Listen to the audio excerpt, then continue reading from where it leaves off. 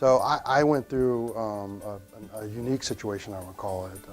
My wife had breast cancer, and as she was coming out of it, she sort of decided that she wanted a complete life change. Unfortunately, that part of that life change was she wanted a divorce and didn't want to be with me. Even more surprising, she wanted to move back here to Tampa, and at the time we were living in Los Angeles. So a real gut check from my perspective of, not only do I not want to be with you, I don't want you to be with the kids. So I found out about Joryn through a couple different recommendations from individuals. People that, first off, you reach out to the recommendations you get of, do you want the bulldog type attorney?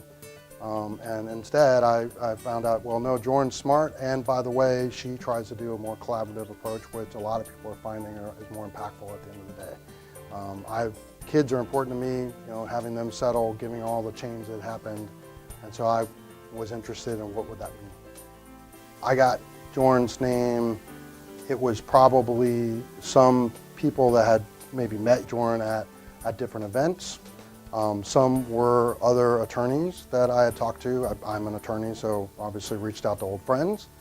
Also had actually talked to a couple of divorce attorneys who were the bulldogs per se that were being talked to, and they were the ones that said, if you are interested in trying to do something less, aggressive, Joryn would be a great person to go to.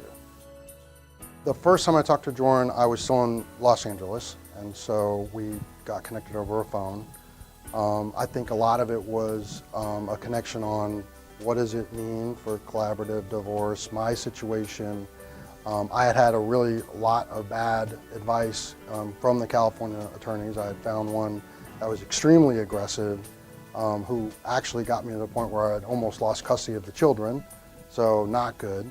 Joryn helped me to sort of understand what the collaborative process means and actually got me thinking about it from that perspective, and helped me to sort of come up with some game plan to meet in the middle and actually help get here to Florida, but also not end up without custody or without the kids and all the damages that could come with it.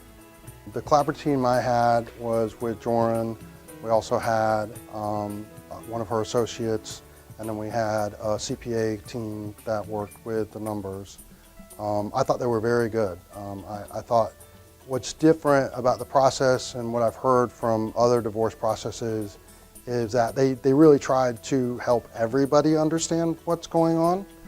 My situation is unique. I'm a partner in a large accounting firm, and so understanding my numbers, understanding my net worth, understanding how my pension works and the rest is massively complicated. They were not only interested in working with me, but they were also interested in making sure that the other side could really understand all those pieces. And that was important. We would have never been able to get anywhere if she couldn't understand how did my partnership work and what is that actually worth and how do I get paid and all those things. It's really a black box to people that aren't involved in that kind of business. The kids are great. One is 13 and one is 9. We're now 3 years in from the whole incident and moving to Florida. Of course it was tough at first, especially with the move and the divorce all at the same time. But they've got friends. One of them got into the STEM program in their high school, so really turned it around. Even from as with all kids, they lose track of everything when it first happens, and grades and everything else. But it's been really great. They really turned it around. So it was. And I attribute a lot of it to we were able to get to a point where everyone was talking to each other and it was supportive of the kids, and we were connecting over everything from soccer and what kind of classes she's going to be in and what's the little one going to do, where I've seen other friends in divorce proceedings and it's not anything like that. And I think it drags on with the kids a lot longer. If I was telling a best friend that was going through a similar situation, hopefully I wouldn't wish my situation on anybody, I would say that the key to the collaborative process is really listening to each other. And the process itself helps that to happen, whereas, and I experienced it at the beginning, no one was listening to anybody at the front end. It was two lawyers screaming at each other with everyone sort of participating in the screaming. Collaborative kind of resets all that. It makes everyone sort of stop and think about everybody else's positions, and then tries to start an actual conversation, which was really odd at first, given all the anxiety and everything else. But I think it did help, especially when it came to, as I said, working through custody, understanding some of the complications that what other people are thinking, and even to the point of understanding what someone wanted. Mine was a great example.